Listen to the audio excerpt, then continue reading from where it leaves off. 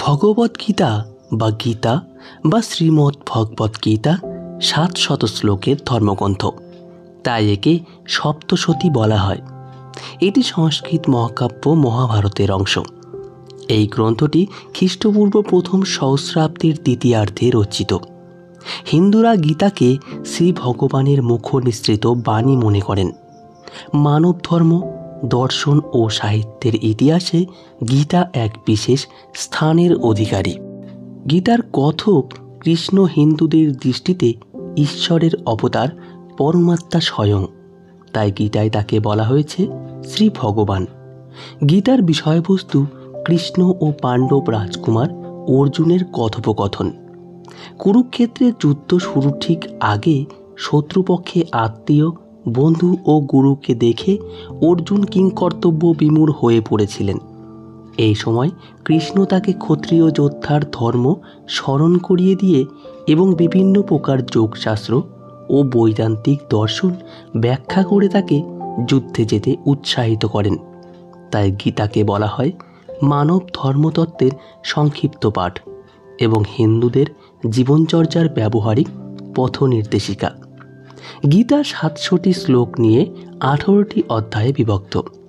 এই ১৮টি অধ্যায় হল অর্জুন বিষাদ যোগ ৪৭টি শ্লোক দ্বারা গঠিত, সাংখ্যযোগ ৭২টি শ্লোক, কর্মযোগ ৪৩টি শ্লোক, জ্ঞান কর্ম সন্ন্যাস যোগ ৪২টি শ্লোক, কর্ম সন্ন্যাস যোগ ২৯টি শ্লোক, জ্ঞান বিজ্ঞান যোগ ৩০টি শ্লোক, অক্ষর পরবক্ষ যোগ ২৮টি শ্লোক, রাজবিদ্যা রাজগুহ্য যোগ ৩৪টি শ্লোক, বিভূতি যোগ ৪২টি শ্লোক, বিশ্বরূপ দর্শন যোগ ৫৫টি শ্লোক, ক্ষেত্রজ্ঞ বিভাগ যোগ ৩৪টি শ্লোক, গুণত্রয় বিভাগ যোগ ২৭টি শ্লোক, পুরুষোত্তম যোগ ২০টি শ্লোক, দৈবাসুর সম্পদ বিভাগ যোগ ২৪টি শ্লোক, শ্রদ্ধাত্রয় বিভাগ যোগ ২৮টি শ্লোক, সর্বমোট ৭০০টি শ্লোক। আজকে আমরা প্রথম অধ্যায় অর্থাৎ অর্জুন বিষাদ যোগের ৪৭টি শ্লোকের অর্থ বিশ্লেষণ করব সহজ বাংলা ভাষায়। তাহলে চলুন শুরু করা যাক। প্রথম শ্লোকের অর্থ: ধৃতরাষ্ট্র জিজ্ঞাসা করলেন, হে সঞ্জয়, ধর্মক্ষেত্রে যুদ্ধ করার মানসে সমবেত হয়ে আমার পুত্র এবং পাণ্ডুর পুত্রেরা তারপর কি করল? দ্বিতীয় শ্লোকের অর্থ: সঞ্জয় বললেন, হে রাজন, পাণ্ডবদের সৈন্যসজ্জা দর্শন করে রাজা দুর্যোধন দ্রোণাচার্যের কাছে গিয়ে বললেন। তৃতীয় শ্লোকের অর্থ: হে আচার্য, পাণ্ডবদের মহান সৈন্যবল দর্শন করুন, যা আপনার অত্যন্ত বুদ্ধিমান শিষ্য দ্রুপদের পুত্র অত্যন্ত দক্ষতার সঙ্গে বুজ্জের আকারে রচনা করেছেন। চতুর্থ শ্লোকের অর্থ: সেই সমস্ত সেনাদের মধ্যে অনেকে ভীম ও অর্জুনের মতো বীর ধনুর্ধারী রয়েছেন এবং যুযুধান, বিরাট ও দ্রৌপদের মতো মহাযোদ্ধা রয়েছেন। পঞ্চম শ্লোকের অর্থ: সেখানে ধৃষ্টকেতু, চেকিতান, কাশীরাজ, পুরোজিত, কুন্তিভোজ ও শৈব্যের মতো অত্যন্ত বলবান যোদ্ধারাও রয়েছেন। ষষ্ঠ শ্লোকের অর্থ: সেখানে রয়েছেন অত্যন্ত বলবান, যুধামন্যু প্রবল, পরাক্রমশালী উত্তমৌজা, সুভদ্রার পুত্র এবং দ্রৌপদীর পুত্রগণ। এই সব যোদ্ধারা সকলেই একজন মহারথী। সপ্তম শ্লোকের অর্থ: হে দ্বিজোত্তম, আমাদের পক্ষে যে সমস্ত বিশিষ্ট সেনাপতি সামরিক শক্তি পরিচালনার জন্য রয়েছেন, আপনার অবগতির জন্য আমি তাদের সম্বন্ধে বলেছি। অষ্টম শ্লোকের অর্থ: সেখানে রয়েছেন আপনার মতোই ব্যক্তিত্বশালী ভীষ্ম, কর্ণ, কৃপা, অশ্বত্থামা, বিকর্ণ ও সোমদত্তের পুত্র ভূরিশ্রবা, যারা সর্বদা সংগ্রামে বিজয়ী হয়ে থাকেন। নবম শ্লোকের অর্থ: এছাড়া আরও বহু সেনানায়ক রয়েছেন, যারা আমার জন্য তাদের জীবন ত্যাগ করতে প্রস্তুত। তারা সকলেই নানা প্রকার অস্ত্রশস্ত্রে সজ্জিত এবং তারা সকলেই সামরিক বিজ্ঞানে বিশারদ। দশম শ্লোকের অর্থ: আমাদের সৈন্যবল অপরিমিত এবং আমরা পিতামহ ভীষ্মের দ্বারা পূর্ণরূপে সুরক্ষিত, কিন্তু ভীমের দ্বারা সতর্কভাবে সুরক্ষিত পাণ্ডবদের শক্তি সীমিত। 11তম শ্লোকের অর্থ, এখন আপনারা সকলে সেনাপুজ্যের প্রবেশপথে নিজ নিজ গুরুত্বপূর্ণ স্থানে স্থিত হয়ে পিতামহ ভীষ্মকে সর্বতোভাবে সাহায্য প্রদান করুন। 12তম শ্লোকের অর্থ, তখন কুরুবংশের বৃদ্ধ পিতামহ ভীষ্ম দুর্যোধনের হর্ষ উৎপাদনের জন্য সিংহের গর্জনের মতো অতি উচ্চনাদে তার শঙ্খ বাজালেন। 13তম শ্লোকের অর্থ, তারপর শঙ্খ, ভেরি, পনব, আনক, ঢাক ও গোমুখ সিংহাসমূহ হঠাৎ একত্রে ধ্বনিত হয়ে এক তুমুল শব্দের সৃষ্টি হল। 14তম শ্লোকের অর্থ, অন্যদিকে শ্বেত অশ্বযুক্ত এক দিব্য রথে স্থিত শ্রীকৃষ্ণ ও অর্জুন উভয়ে তাদের দিব্য শঙ্খ বাজালেন। 15তম শ্লোকের অর্থ, তখন শ্রীকৃষ্ণ পাঞ্চজন্য নামক তার শঙ্খ বাজালেন, অর্জুন বাজালেন তার দেবদত্ত নামক শঙ্খ, এবং বিপুল ভোজনপ্রিয় ও ভীমকর্ণা ভীমসেন বাজালেন পুণ্ড্র নামক তার ভয়ঙ্কর শঙ্খ। 16তম শ্লোকের অর্থ, কুন্তিপুত্র মহারাজ যুধিষ্ঠির অনন্ত বিজয় নামক শঙ্খ বাজালেন এবং নকুল ও সহদেব বাজালেন সুঘোষ ও মণিপুষ্পক নামক শঙ্খ। 17 ও 18 নম্বর শ্লোকের অর্থ, হে মহারাজ, তখন মহান ধনুর্ধর কাশীরাজ, প্রবল যোদ্ধা শিখণ্ডী, ধৃষ্টদ্যুম্ন, বিরাট অপরাজিত সাত্যকী, দ্রুপদ, দ্রৌপদীর পুত্রগণ, সুভদ্রার মহাবলবান পুত্র এবং অন্য সকলে তাদের নিজ নিজ পৃথক শঙ্খ বাজালেন। 19তম শ্লোকের অর্থ, শঙ্খ নিনাদের সেই প্রচণ্ড শব্দ আকাশ ও পৃথিবী প্রতিধ্বনিত করে ধৃতরাষ্ট্রের পুত্রদের হৃদয় বিদারিত করতে লাগল। 20তম শ্লোকের অর্থ, সেই সময় পাণ্ডুপুত্র অর্জুন হনুমান চিহ্নিত পতাকা শোভিত রথে অধিষ্ঠিত হয়ে তার ধনুক তুলে নিয়ে স্বরনিক্ষেপ করতে প্রস্তুত হলেন। হে মহারাজ, ধৃতরাষ্ট্রের পুত্রদের সমরসজ্জায় বিন্যস্ত দেখে অর্জুন তখন শ্রীকৃষ্ণকে এই কথাগুলি বললেন।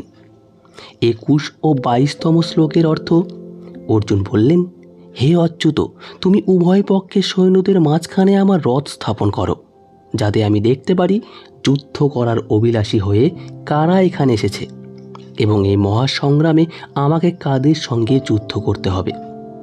23তম শ্লোকের অর্থ, ধৃতরাষ্ট্রের দুর্বুদ্ধি সম্পন্ন পুত্রকে সন্তুষ্ট করার বাসনা করে যারা এখানে যুদ্ধ করতে এসেছে তাদের আমি দেখতে চাই। 24তম শ্লোকের অর্থ, সঞ্জয় বললেন, হে ভরত বংশধর, অর্জুন কর্তৃক এভাবে আদিষ্ট হয়ে শ্রীকৃষ্ণ সেই অতি উত্তম রথটি চালিয়ে নিয়ে উভয় পক্ষের সৈন্যদের মাঝখানে রাখলেন। 25তম শ্লোকের অর্থ, ভীষ্ম, দ্রোণ প্রমুখ পৃথিবীর অন্য সমস্ত নিবৃত্তিদের সামনে ভগবান ঋষিকেশ বললেন, হে পার্থ, এখানে সমবেত সমস্ত কৌরবদের দেখো। 26তম শ্লোকের অর্থ, তখন অর্জুন উভয় পক্ষের সেনাদলের মধ্যে পিতৃব্য পিতামহ, আচার্য, মাতুল, ভাতা, পুত্র, পৌত্র, শ্বশুর, মিত্র ও শুভাকাঙ্ক্ষীদের উপস্থিত দেখতে পেলেন।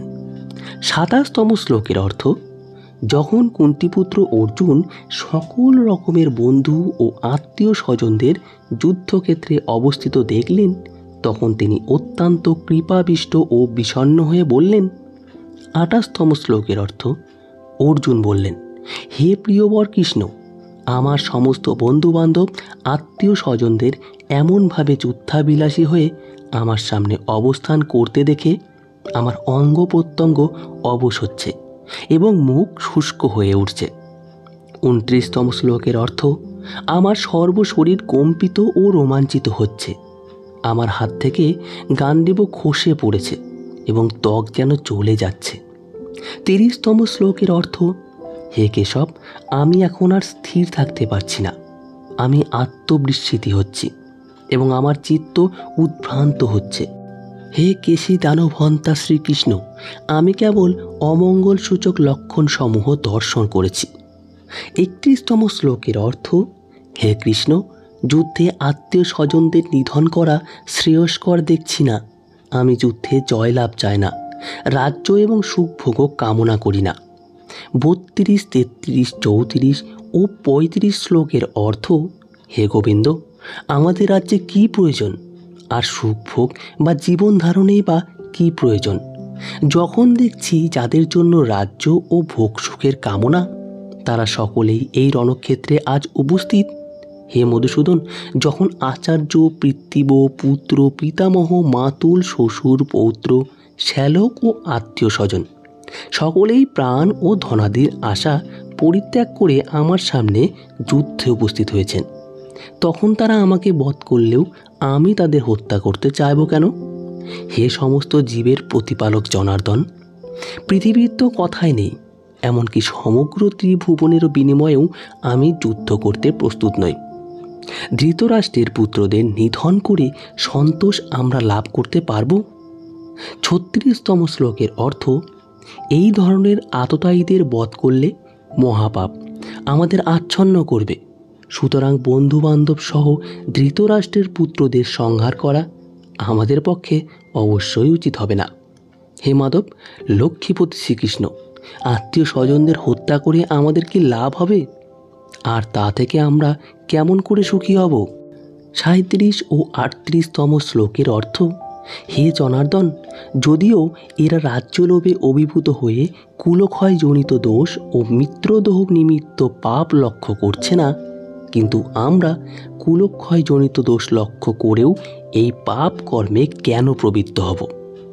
39তম শ্লোকের অর্থ, কুলক্ষয় হলে সনাতন কুলধর্ম বিনষ্ট হয় এবং তা হলে সমগ্র বংশ অধর্মে আবির্ভূত হয়।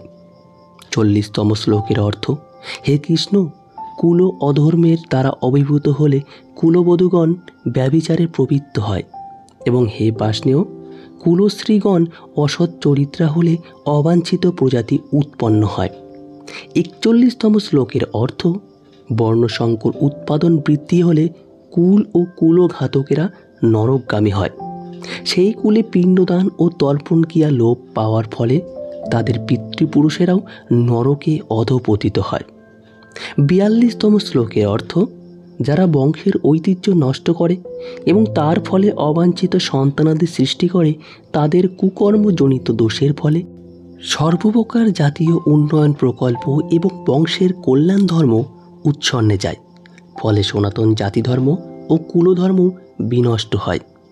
43তম শ্লোকের অর্থ, হে জনার্দন, আমি পরম্পরাক্রমে শুনেছি যে তাদের কুলধর্ম বিনষ্ট হয়েছে, তাদের নিয়ত নরকে বাস করতে হয়। 44তম শ্লোকের অর্থ, হায়, কি আশ্চর্যের বিষয় যে আমরা রাজ্য সুখের লোভে স্বজনদের হত্যা করতে উদ্যত হয়ে মহাপাপ করতে সংকল্পবদ্ধ হয়েছি। 45তম শ্লোকের অর্থ, প্রতিরোধ রহিত ও নিরস্ত্র অবস্থায় আমাকে যদি শস্ত্রধারী ধৃতরাষ্ট্রের পুত্রেরা যুদ্ধে বধ করে, তাহলে আমার অধিকতর মঙ্গলই হবে। এই অধ্যায়ের শেষ শ্লোক অর্থাৎ 46তম শ্লোকের অর্থ সঞ্জয় বললেন। রণক্ষেত্রে এই কথা বলে অর্জুন তার ধনুর্বাণ ত্যাগ করে শোকে ভারাক্রান্ত চিত্তে রথপরি উপবেশন করলেন। তো বন্ধুরা, এই ছিল প্রথম অধ্যায় অর্জুন বিষাদ যোগের 47টি শ্লোকের অর্থ। পরবর্তী ভিডিওতে আসবে দ্বিতীয় অধ্যায় সাংখ্যযোগের 72টি শ্লোকের অর্থ। তাই আমাদের পৌরাণিক বাহিনী কাহিনী চ্যানেলটিতে সাবস্ক্রাইব করে আমাদের সঙ্গে জুড়ে থাকবেন। ধন্যবাদ সবাইকে। জয় শ্রীকৃষ্ণ। ভালো থাকবেন, সুখে থাকবেন।